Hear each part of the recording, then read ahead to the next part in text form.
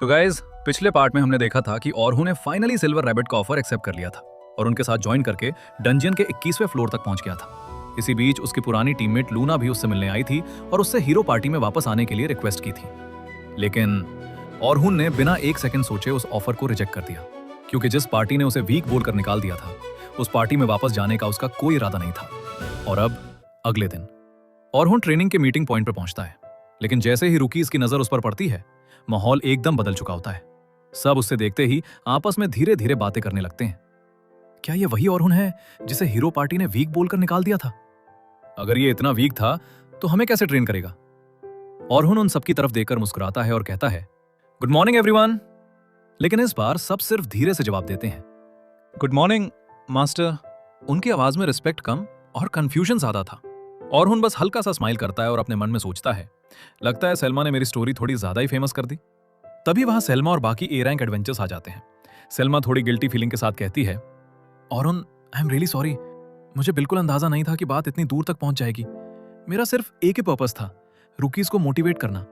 उसके बाद एक और ए रैंक मेंबर बोलता है, वैसे भी हमें कोई फर्क नहीं पड़ता कि न्यूज़पेपर में क्या लिखा है, सच तो यह है कि तुम 94 फ्लोर तक पहुंच चुके हो और ये अचीवमेंट हर किसी के बस की बात नहीं है। सेल्मा भी स्माइल करते हुए कहती है, कल तुमने बहुत अच्छा काम किया था, मुझे उम्मीद है आज भी तुम वही कमाल दिखाओगे। ऑर्हू कॉन्फिडेंस के साथ सर हिलाता। उसके बाद ऑर्हू अपनी टीम के पास जाता है।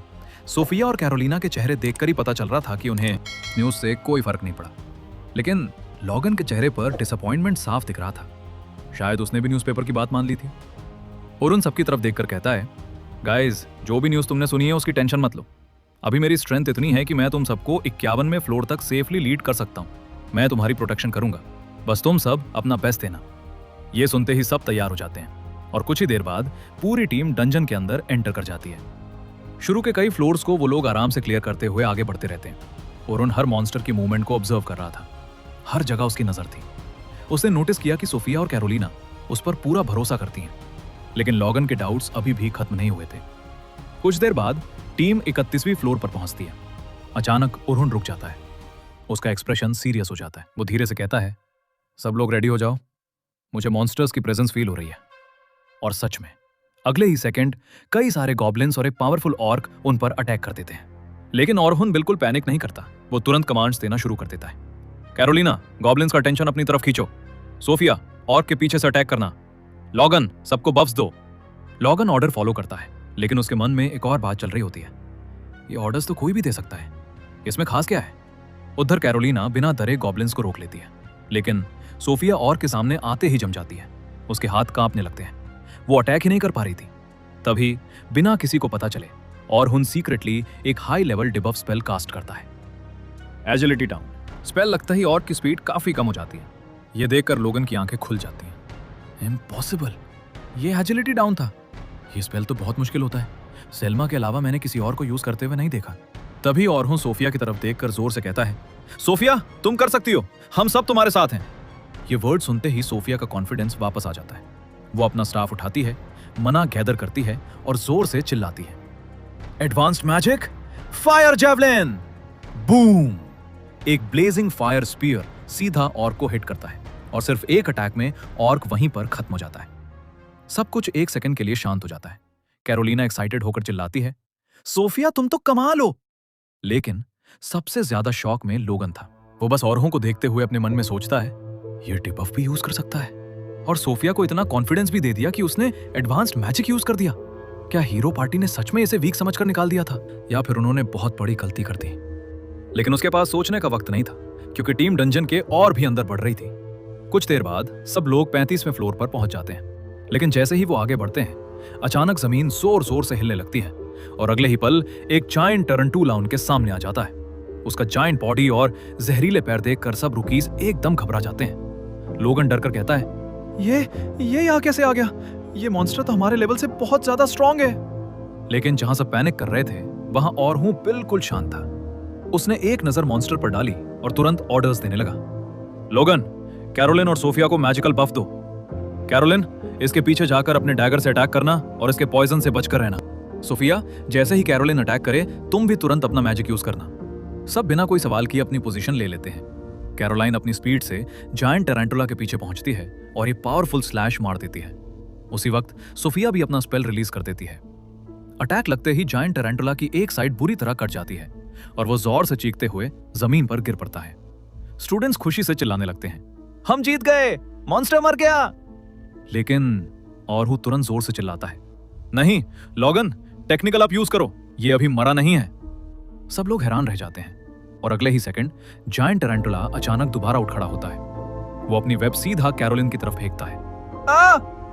कैरोलिन उस वेब में बुरी तरह फंस जाती है और टैरेंटुला उसे धीरे धीरे अपनी तरफ खींचने लगता है। सोफिया शॉक में खड़ी रह जाती है, लेकिन ऑरहू एक सेकंड के लिए भी पैनिक नहीं करता।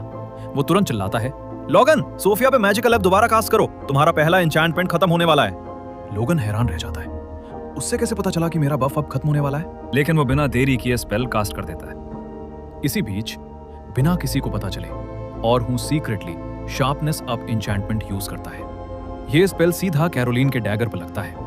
अचानक उसका डैगर पहले से कई गुना ज्यादा शार्प हो जाता है। कैरोलिन एक ही स्लैश में वेग को काटकर खुद को आजाद कर लेती है। ओरुन तुरंत चिल्लाता है, सोफिया अभी फिनिश इट। सोफिया अपनी सारी मन्ना इकट्ठी करती है और जोर से चिल्लाती है, massive rock arrow. Boom! Sophia का पावरफुल मैसिव रॉक एरो सीधा जायंट टैरेंटुला को हिट करता है और एक ही पल में जायंट टैरेंटुला पूरी तरह क्रश हो जाता है। उसका जायंट बॉडी इंस्टेंट ही चकनाचूर हो जाता है। उसके पास रिएक्ट करने का भी मौका नहीं मिलता और वहीं पर उसका अंत हो जाता है। बैटल फाइनली खत्म हो चुकी थी। बैटल खत्म होते ही ओरुन सबसे पहले लोगन, सोफिया और कैरोलाइन की तारीफ करता है। वो कहता है, गुड जॉब एवरीवन, आज तुम सबने बहुत अच्छा परफॉर्म किया। इसी तरह मेहनत करते रहो, तुम सब और भी स्ट्रांग बनोगे। सबके चेहरे पर एक बड़ी सी स्माइल आ जाती है। उसके बाद पूरी टीम सेफली मीटिंग पॉइंट पर वापस लौट आती है। वहां सेल्मा सब स्टूडेंट से कहती है, आज का ट्रेनिंग यहीं खत्म होता है, अब घर जाकर अच्छे से रेस्ट करो क्योंकि कल का ट्रेनिंग आज से भी ज्यादा टफ होने वाला है। सब स्टूडेंट्स अपने अपने घर की तरफ निकल जाते हैं। ओरुन भी वहां से जाने ही वाला होता है, तभी पीछे से ए रैंक मेंबर्स उससे आवाज देते हैं, हे ओरुन, क्या तुम हमारे साथ डिनर करना पसंद करोगे? ये सुनते ही ओरुन एक पल के लिए सरप्राइज हो जाता है। काफी टाइम बाद किसी ने उससे इतनी इज्जत और अपना पान के साथ इन्वाइट किया था।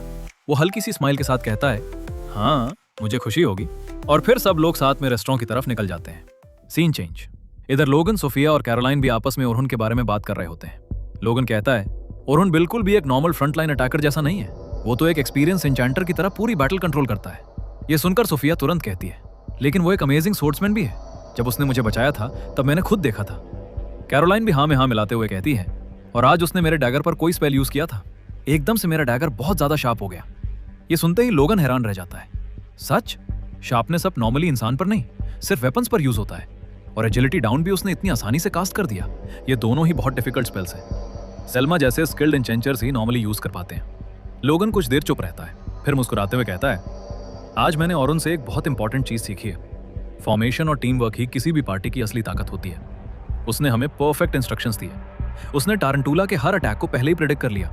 उससे यह भी पता था कि हमारे बफ्स कब खत्म होने वाले हैं और किस वक्त हमें दोबारा एन्चेंटमेंट की जरूरत पड़ेगी। लोगन गहरी सांस लेता है और धीरे से कहता है, अब मुझे समझ ही नहीं आ रहा, क्या हीरो पार्टी ने वाकई इतने टैलेंटेड इंसान को वीक समझकर निकाल दिया था? Scene change. रेस्टोरेंट में सब लोग डिनर एंजॉय कर रहे होते हैं। एक ए रैंक मेंबर खाना खाते हुए कहता है, यार ये फूड तो सच में कमाल का है। काफी दिनों बाद औरों को भी एक फैमिली जैसा कंफर्ट फील हो रहा था।